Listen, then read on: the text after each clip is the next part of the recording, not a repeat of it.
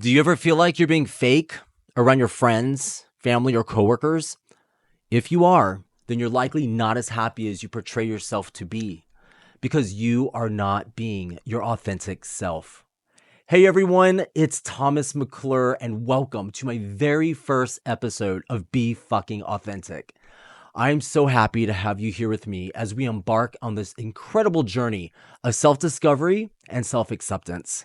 But before we get started, please take a moment to hit that subscribe button. Join me every Monday morning here at The Authentic Model for the first 10 to 20 minutes of your day. And together, we'll uncover the truth about authenticity and how it's the key to living a happy life. All right, let's get real. Is the person you're showing the world really you? Or is it just a well-crafted illusion? Do you ever notice how just being real, shedding those layers we hide behind, kind of energizes you? It's like authenticity isn't just about being true to yourself. It's about tapping into a higher frequency and potential. When we kick those facades to the curb and embrace who we are, flaws and all, we don't just step into our truth. We start to vibrate on a level that lights up everything and everyone around us. Here's a quote I heard the other day by Brené Brown. Authenticity is the daily practice of letting go of who we think we're supposed to be and embracing who we are. Imagine this. You're scrolling through your social media feed and all you see are influencers, self-help gurus, and even big name brands preaching the same message. Be real, or just be yourself. It sounds simple enough, but is it really that easy? Or are we all just falling for a huge misconception? You see, authenticity isn't about presenting a polished, high fashion wearing version of yourself to the world. It's not about meticulously curating your own brand where you no longer represent the true you.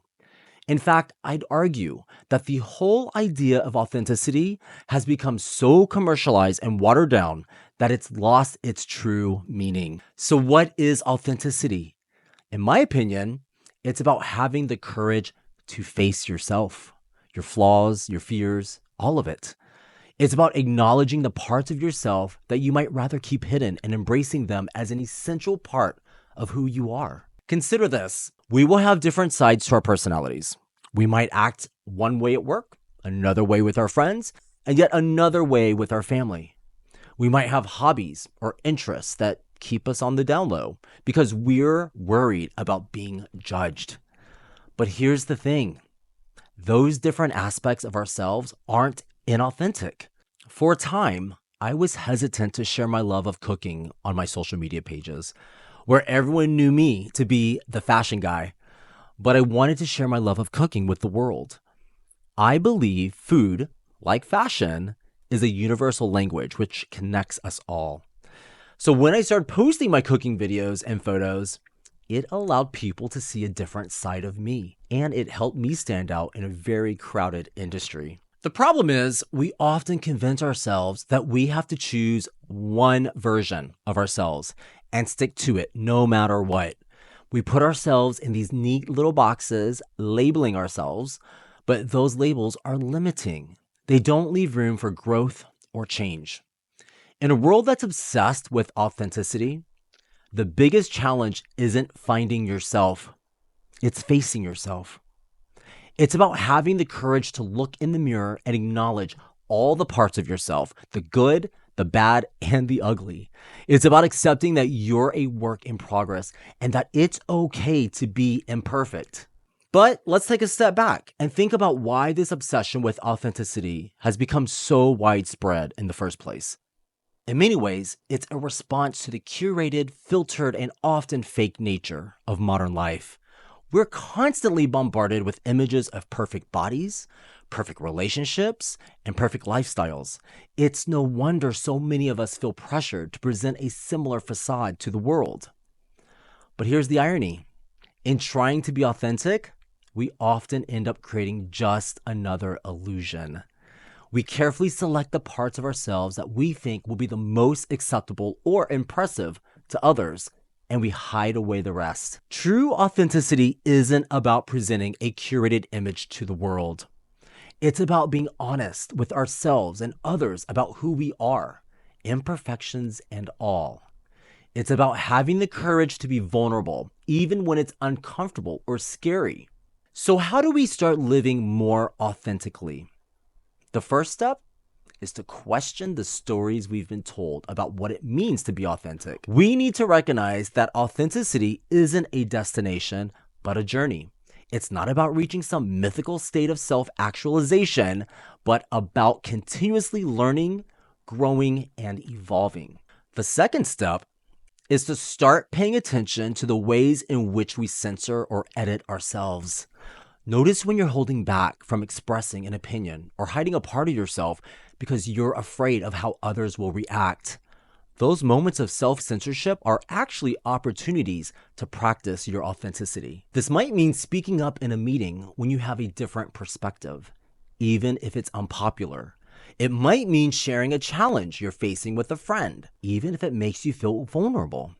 It might mean pursuing a passion or an interest that doesn't fit with the image you've created for yourself, even if it means risking judgment or criticism. This reminds me of a recent time when I was talking to a model who was very passionate about the modeling industry, but she felt she got a late start. She was in her 40s. Now, I used to be a talent agency director, and I continue to carry a lot of knowledge about the industry with me. She wasn't incorrect. The modeling industry does skew much younger. However, I saw this as an opportunity for her to be a champion for older models in the industry and set a new trend. But in order to do that, she would have to take off the mask that she was wearing to fit in with the younger models and fully own the fact that she was a model in her 40s. Once she embraces this, so many more opportunities will present themselves to her. And yes, she will risk judgment, criticism, and even rejection. But that comes with the territory of being your most authentic self.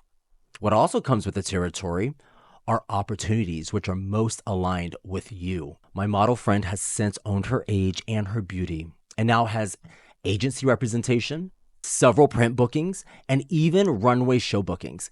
And she's navigating the industry as her most authentic self. The third step is to surround yourself with people who appreciate and celebrate the true you. Find friends and communities where you feel safe being vulnerable and expressing all aspects of who you are. When we feel supported and accepted, it becomes easier to let our guard down and show up as our true selves. Part of creating a positive feedback loop is surrounding yourself with the right people. So choose your people wisely. This is another key factor to manifesting. Ultimately, living authentically is about having the courage to be imperfect. It's about embracing the messiness and complexity of the human experience.